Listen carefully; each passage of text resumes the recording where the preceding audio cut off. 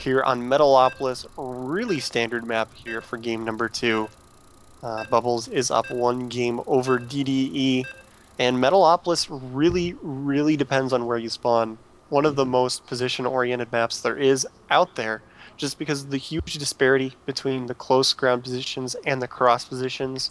The rush distances are so different, but we do see we have close air, so it's going to be just, the one in between. It's going to be similar to Zelnaga Caverns, except for these little areas right here near the statue. You have to be really careful when you're positioning your armies, because if you come too close to the cliff, you're going to get picked on by stalkers, marauders, immortals, etc.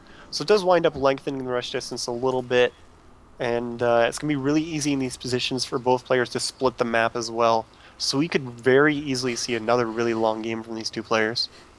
Yeah, it's going to turn into an island game where it turns into battle cruisers versus carriers. Possibly that would be really remarkable. But yeah, definitely this spot's favoring, I think, the Terran Banshee play a little bit more. Especially with the huge amount of area that you can reach both expansions, the natural and the main, from one open ground. It's very difficult for stalkers to get in up and down there, of course. So would like to see Banshee's DDE showing us a really solid mech build. So we'll see if he continues to actually play down that path. We won't know for a few minutes, but I would like to see a Banshee harass here, something along those lines to even it up a little bit, take advantage of the huge space behind the map, because that is great for Terran to be able to just get those zoning advantages where Protoss make their own terrain with sentries. Yeah, and that's, it's not too hard to get a starport out when you're making that many factories anyways. Then when you're done with the Banshee harassment, as long as you don't overcommit, you can actually get a couple Ravens out for point defense drones and really shut down a lot of the DPS on the Protoss army. Because you can see Bubbles had a really high Stalker count throughout the entire last game. So we got that starport, started off with some Banshees, then maybe got a couple Ravens out. Point defense drone would actually perform really well against the unit composition that we saw from Bubbles last game. The main problem would be, of course, Templar feedbacking them. But if you keep them from getting too high energy, that's not going to be too much of an issue. But we're just waiting to see how both players are going to be opening up. Probably expect something standard from Bubbles, but the question is, are we going to see the same sort of super aggressive mech from DDE? I think if he does, no, actually, second barracks, so he's going to switch this up. He'll play a little bit more standard with the 2 racks opening here on Metalopolis. He did drop that tech lab first. This is going to be more of the macro-oriented version, and unless he drops a 3rd barracks here. If he stays on the 2 racks, then I'd be expecting some form of a 2 racks expansion. Just really standard play to counter the three gateway expand that he's probably expecting from Bubbles. And Bubbles scouting normal time this time around, reaching obviously the base of the Terran player DD last being denied at the ramp. So Bubbles did not get a look at the 2 barracks. That's pretty important to note. So he cannot reasonably assume what is going on just yet. So he's got to be very careful about that, not to get too overcommittal to any one thing and have again a number of siege tanks and Hellions show up at your front door. Reaper out for DD. So this will give a little bit of a sign that at least there's a tech lab this time. As the Marines were pretty much unupgraded all last game. There was just the bio route was almost obviously completely ignored in favor of the mech play. Bubbles kind of going to set up a proxy pylon on the bottom there, I would expect pretty soon. Reaper is going to reach the base of Bubbles, get a good look at the standard opening for the Protoss. Denies, he had a probe just move over there, possibly to go to build, so denies a building there. Reaper's got a great angle to scoot around there. Zealots and Sentries not going to be able to catch it if he doesn't keep moving. Oh, Reaper.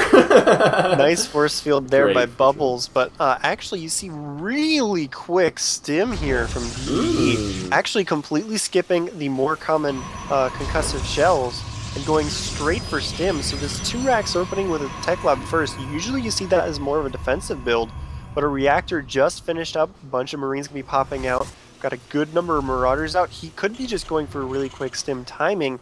The problem is he already saw a lot of sentries from Bubbles, so a really quick stim timing push is going to have a really hard time getting in there and doing anything. Probably just going to have to wait for Bubbles to drop the expansion, but he has in fact gone 3-gate Robo instead. So no expansion for the meantime from Bubbles. Even if he goes for Observer, it's going to be a little while before that starts.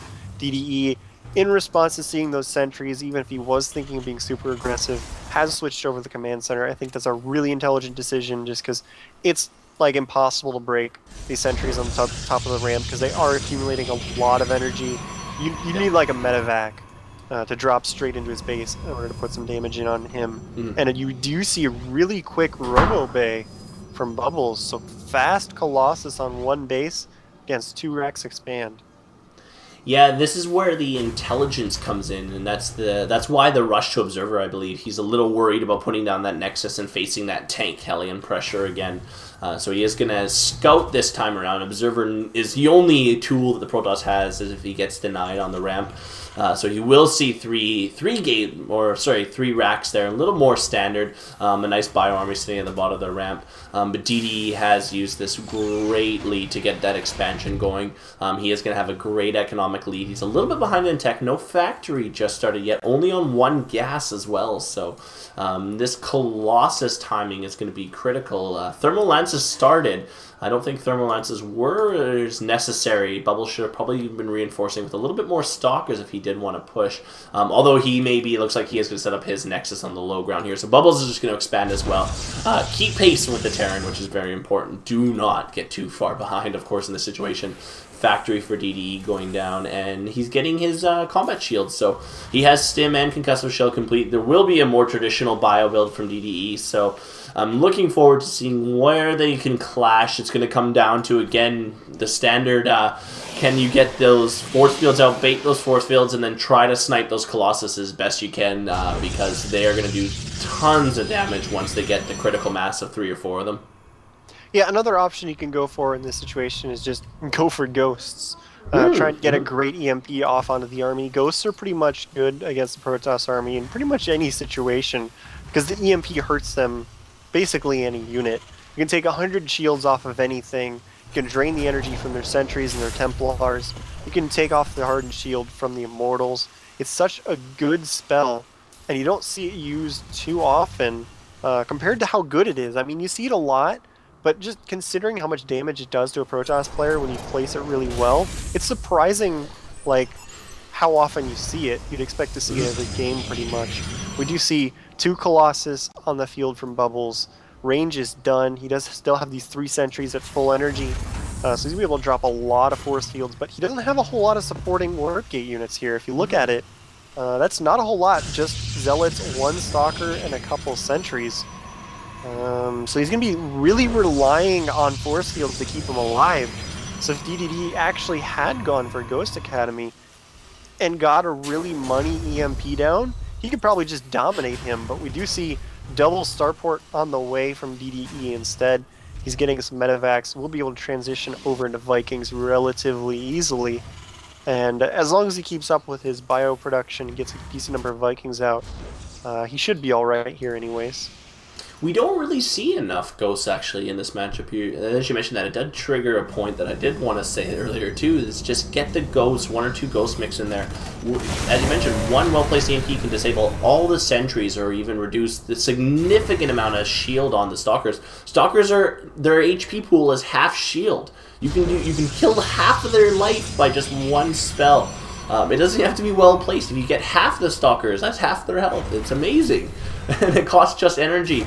For all of you new guys coming up in there, if you're not comfortable bringing the ghosts in uncloaked, get cloak for the ghosts.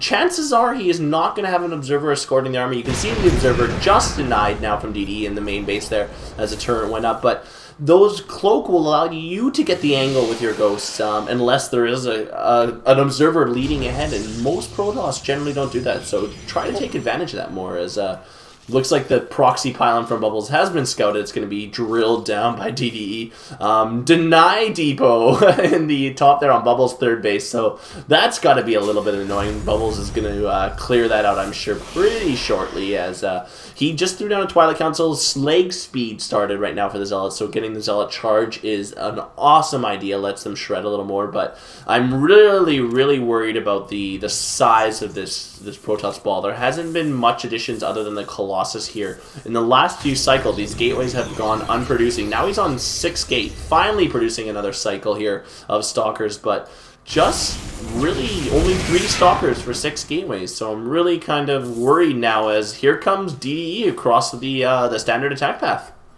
And Bubbles does have a decent amount of his armies up here at the top left, possibly trying to set up a flank, or they could just be AFK. I'm not entirely certain. But if you look, DDE has a good amount of Vikings using those to spot up the cliff. He's got a lot of bio here. He's got a couple medevacs. Factory's going to float ahead. And you know what you were talking about with the Cloaked Ghosts? Even if they do have an observer with their army, it's usually in front and the Templar are in back. I've actually seen Druby do some really successful stuff with Cloaked Ghosts, just swinging around behind the Protoss army and just throwing off an EMP onto the Templar before the fight even starts. So Ghosts are really good. We don't see any on the field here for DE, but he is going to be pushing in. Bubbles still has half his army up here in the top left. He does realize that that's going on. He will be consolidating those, actually trying to bait DDE into attacking into a pincer, but he will see it with these Vikings. So he's probably just going to try and poke with these Vikings. One Colossus going down with just a huge number of Vikings. There's not that many Stalkers on the field, so he's not able to pick off these Vikings. They're just going to town on these Colossus. But once the Colossus are down, the rest of this army from Bubbles isn't going to be quite a lot of trouble. All the Colossus are dead. There's still a lot of Marines and Marauders on the field. Bubbles having to throw out the GG, not enough supporting units for those Colossus, and DDE just sort of rolls them over. So really well played there by DDE. Hit at a really nice timing. We got those Vikings out at a really nice timing, got them up to the uncontrollable amount, and really Bubbles just needed more gateway units. There's no really other way to go about that.